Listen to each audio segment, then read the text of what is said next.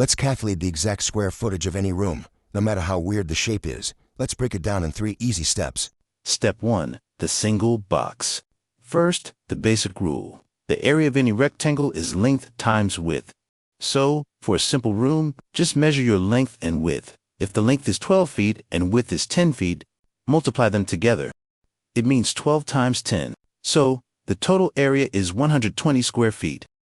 Step 2. The L shape. What if your room is L-shaped? Just split it into 2 boxes, box A and box B.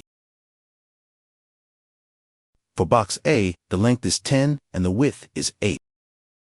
So what we need to do is multiply 10 by 8, which is equal to 80 square feet.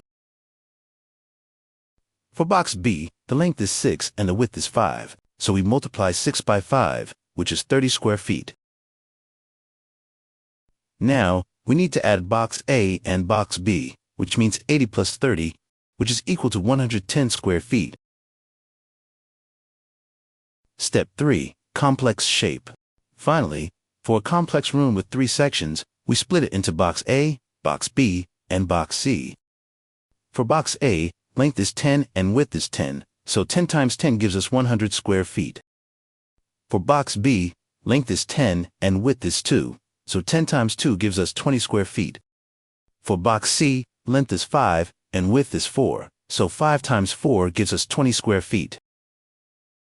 Now, to get the final area, we add them all up, 100 plus 20 plus 20, which gives us a total of 140 square feet. And that's it. Split any complex room into simple boxes, add them up, and you'll never buy the wrong amount of materials again. Save this video and subscribe to Blackboards for more math hacks.